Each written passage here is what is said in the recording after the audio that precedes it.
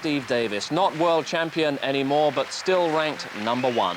Trying to put the disappointment of the Crucible behind him, he'd given himself just 2 days pool practice to take on Rempe. The crowd was on his side and the smile was back on his face, but what a tough task he had. Steve Davis, Jim Rempe. Now, betting has always been an important part of this game of pool. Where should our money be going tonight? Well, we're playing short sessions, and Steve's been practicing for a couple of days now, which isn't a lot of time, but his potting ability is tremendous, and he feels like this is a short table and he can make any ball he shoots at. But there is a lot more to the game than meets the eye. There's a lot of intricate parts of the English part of the game, which you call side on the ball.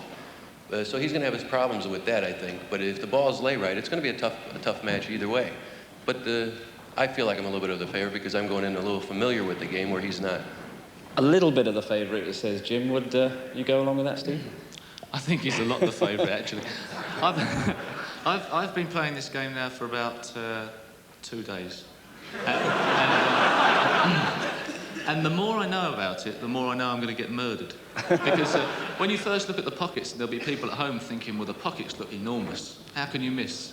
And it's right, you can't miss a single pot. But the game's not to do with potting, as snooker is quite a lot to do with. It's to do with positioning the white ball. And I think if you're watching very carefully, you'll see Jim's positioning of the white ball is tremendous to watch, from a snooker player's point of view anyway. And I should just be sitting on my chair in admiration. So the first game, 9-ball, and the yellow stripe ball in the middle there is the all-important 9-ball. This is a rotation game. After the break-off, you have to play the lowest numbered ball left on the table, working your way up to the 9, and whoever makes that is the winner of the frame. But there is a legal shortcut. As long as you do play the lowest ball, any combination that sinks the 9 gives you the game. Well, it's the best of 7 sets, each set the best of 3 frames. Rempe took the first set. Davis has just had his first success to level at 1-all in the second. Commentary by Jack Johnson from Atlantic City, New Jersey, and our own Rex Williams.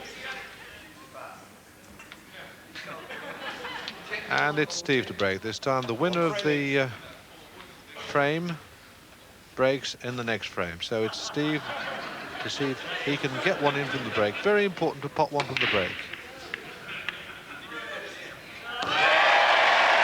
And he's got 2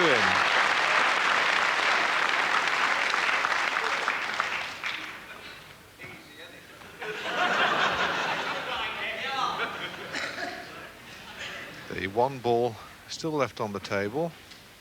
That's the yellow ball, playing it into the corner pocket.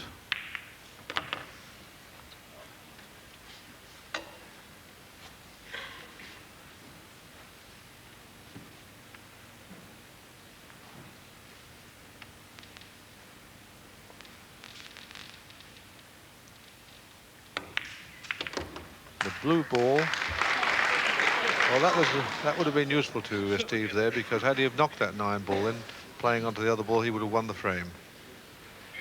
He potted the 3-ball there because he potted the 2-ball from the break.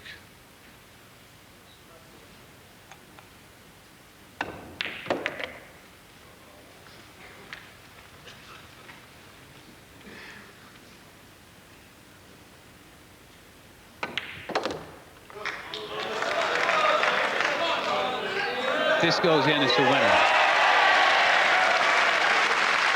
Well, that's a tremendous shot there from Steve. Potted his alligator ball at the same time, knocked the 9-ball in, which wins the frame and the second set.